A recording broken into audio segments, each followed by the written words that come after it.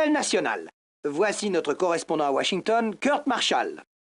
Merci Glenn. Il semble que l'embargo imposé cette année aux États-Unis par l'OPEP ait frappé l'économie plus durement qu'on ne s'y attendait. Et la situation empire encore du fait des menaces terroristes qui pèsent sur les réserves stratégiques de carburant. Lance Battista, conseiller économique de la Maison-Blanche, a déclaré jeudi lors d'une conférence de presse: Les perspectives à court terme semblent délicates vu la crise dans les carburants au niveau national. Les consommateurs américains sont très inquiets à l'idée d'une pénurie à grande échelle. Cependant, tant que nos réserves stratégiques de pétrole demeurent intactes, nous pensons qu'il y a peu de risques de connaître une crise économique. À vous, Glenn. Merci, Kurt Marshall. Maintenant, les nouvelles régionales. À Austin, capitale fédérale du Texas, le Capitole a été envahi dans la journée d'hier par plus de 4000 manifestants, alors que les instances législatives se préparaient à voter au sujet de la loi anti-vigile. Si cette loi venait à passer, tout autovigile appréhendé se verrait incarcéré immédiatement. Écoutons ce qu'en dit l'organisateur de la manifestation, James Charles.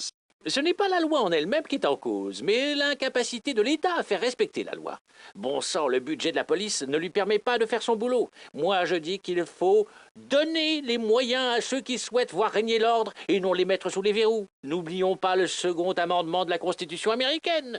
En bref, la Garde nationale texane continue son enquête sur le vol de vendredi dernier, lors duquel apparemment 6 tanks légers auraient été subtilisés de l'armurerie de Laredo. Voici la déclaration du major Craig Pearson. Il n'y a pas de véritable danger pour la population.